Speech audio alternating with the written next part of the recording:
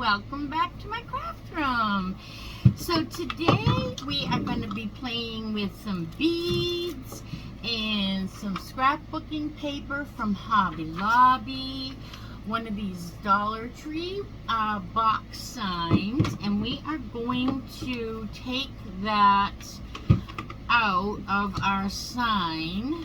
I'm going to put a little heat on it and loosen up the glue. I'm also going to take this tag off, and then we are also going to be using a ghost from the Dollar Tree, some beads I think I already said, and so I'm just going to get right into melting the glue around the frame here so that I can pop this out and not have too much of a mess with it. Okay, I got the sign out of the frame, and now I am going to cut off excuse me, I'm going to be cutting off their string because I want to add my own beads to this. So we're just going to cut that off and take that out, and of course we're going to save those beads, right? Okay, so there is that. Now we have to cover our frame, our sign. I never did take that off, by the way, but I think it's going to come off easy. Oh, no, not so easy. But I can take that off in the end with the heat gun. We'll continue covering our sign. So we're just going to take our scrapbooking paper, and I thought this was cute. It has a little bit of the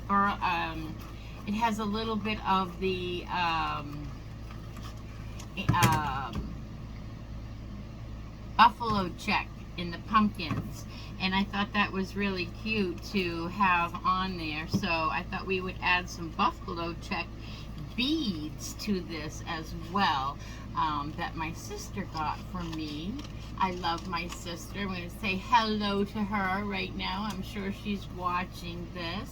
I love you, Judy, and thank you for my buffalo check beads. They're so cute. Alright, we'll save this piece of scrap paper and get the rest out of our way. Get out of our way. Alright, and I am just going to take a jot. Whoop, my hands are sore because I'm making wands. And I'm just going to rub my jot glue stick all over my sign, right onto it, and I'm getting my edges first, and then I'm just going to put a little in the middle. I really want my edges nice and secure, and I'm just going to put this down. Oops, I want it this way.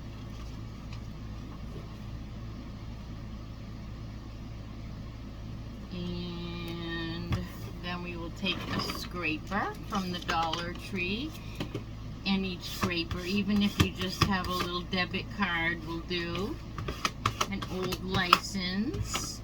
But I love these. These are from the cake decorating aisle at the Dollar Tree. So that is nicely secured, and that's going to fit right back into our frame, just like so. But I want to make some beads for our frame here, and so let's get some jute. I thought I had some handy here. Let's see, is that's not good enough, so let's get a little thing of jute out, and we have to just cut one of these ends off, because what we're going to do, so my sister gave me, when she sent me these buffalo check beads, she sent me this cool beater. I don't know if you can see it, but it's really cool. So I think what you do is you put your beads, so we're going to do 2 beads buffalo check. No, we're going to do 1 buffalo check, 1 white, and 1 gray. And then we'll repeat that. So we're going to do white, and then gray, and then we're going to repeat that. Buffalo check, white, and I got these beads other than these buffalo check for my sister, of course. So we have 6 beads on our string, on our thing. I got these beads all from Walmart at the end of the season. They had all their Christmas beads on clearance, so I picked up a bunch of those. So now that we have our beads on our little beader, we stick our bead, our jute, can't talk today. We stick our jute through the eye of the needle, we'll call it, and then you just push your beads right onto the string. Easy peasy. And now I am going to just put a little bit of glue, hot glue, at the tip of my jute to make a needle so that we can get it through the holes in our sign. So I'm going to put this one down in this side. Oops. And we will knot it, pull it through. And I'll probably do a good double knot. At least 2 or 3. And I'm not pulling them too tight because I want the knots to be rather big enough so that they don't come back through my hole. Trim off the ugly thing that's hanging off my jute there. See, I have this ugly piece here too. We're gonna cut this up. Somehow when this jute has some ugliness to it. So I'm gonna try to stick that through again without even doing the glue technique, and I did do it fine. So I'm just shortening moved up on my jute string because I saw an issue with my jute. That's all. Don't mind what I just did. That was just for my purposes because the jute was not a good piece of jute. Okay, so now we have to cut this and come back down probably around there. So we'll cut that, and hopefully I can go right down through again without doing the glue technique. That hole is a pretty good size, so we are lucky that way. It went right down through. I'm double knotting it, triple knotting it. I'm not tying it tight, but I am tying it taut so it doesn't undo. And that was the 3rd knot. So now we have 3 beads on each side. So cute.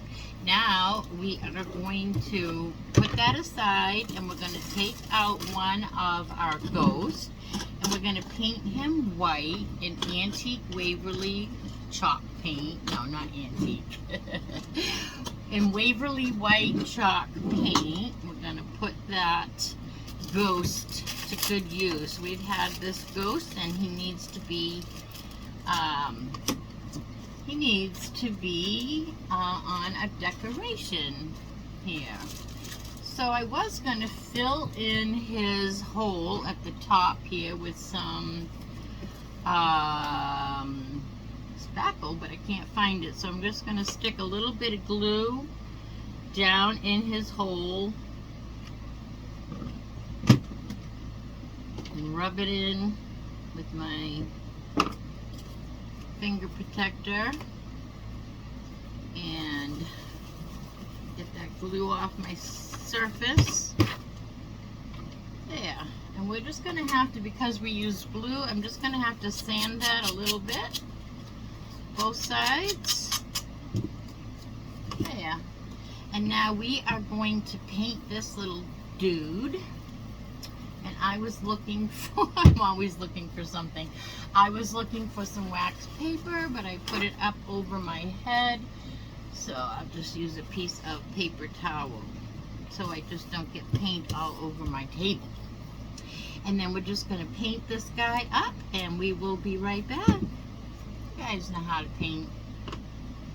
Okay, so we have our little ghost all painted nice, and we are going to put him right on our design here. We're just going to add glue to the back. I'm just using hot glue.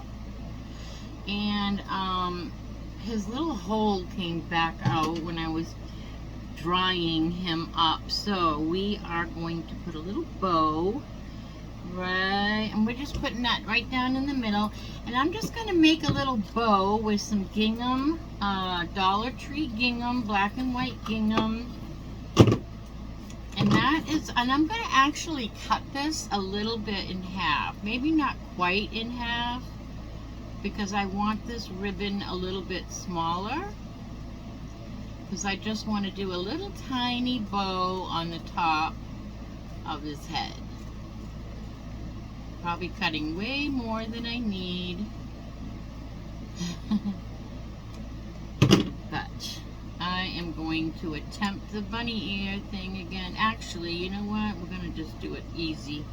We're just going to do a, we're just going to make, as a matter of fact, I am going to cut a piece off here that we can tie it with.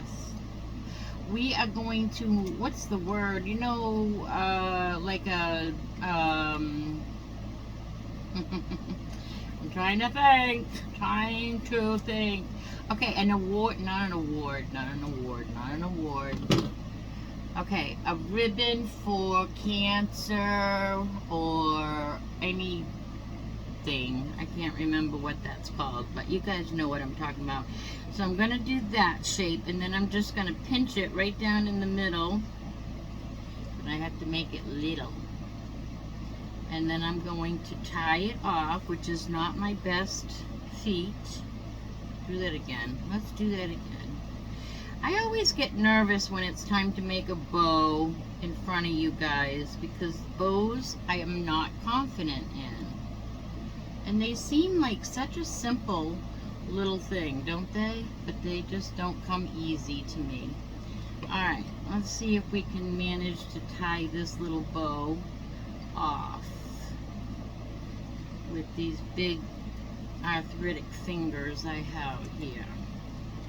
Okay, so now we have our bow. I just have to make the little loops smaller. A lot smaller. And I do that by pulling each side. Let me get this one tight and cut those off. Let's cut the one that we used in the middle off, so we're not confused by it in all its strings here. I got a lot of little stray strings because I cut the ribbon, but that's okay, because we're just going to cut those little strays off and nobody will know any better. Alright, so now, oops, we have a little more string right there and right there.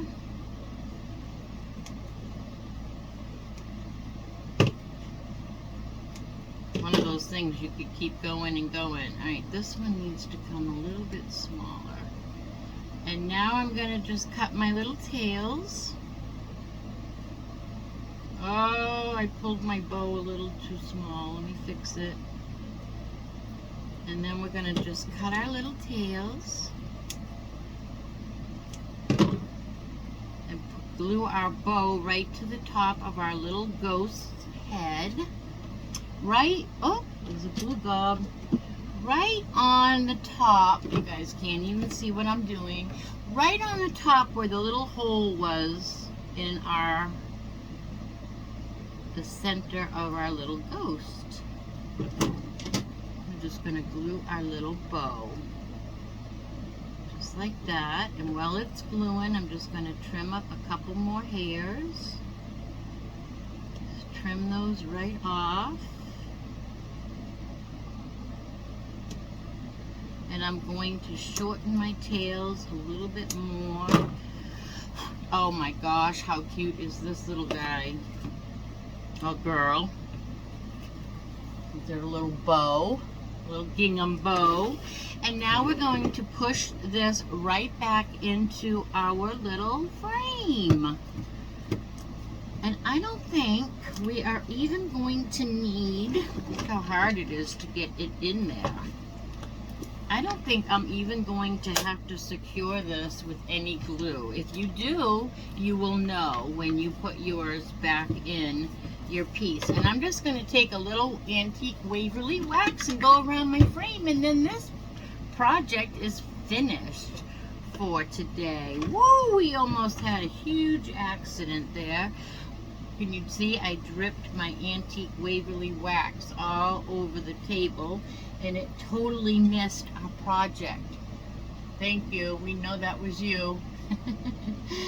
All right, so I'm just going to take a tiny bit. I'm going to use this paper towel that we painted our ghost on, and I'm going to give this a little dry brushing of antique Waverly wax, especially in the corners, down the sides. That's me. I like this look. If you don't like this look, by all means, you can just skip it. And I am also going to go over the top a little bit, just to keep it all consistent, running consistent. You don't want stark white sides with a dirty front, right? Or a grubbied front. We need a little bit more. Add to the brush, press down, and look at that. So cute. Gonna give my ghost a little too. Why not? Keep it consistent. Show up his little edges, his little eyeballs and mouth. He is just too cute. And look how adorable this came out. It's just a cute little something something, right? Just a cute little something that says Halloween or trick or treat. And I just think that is just so cute. I hope you guys enjoyed watching me make this craft as much as I enjoyed making it with you. And this is a great time for a thumbs up. Do all the things. Like, subscribe, and comment. Those all mean the world to me. And until I see you guys next, Follow Me Friday, I hope that you be good and do good. Bye now.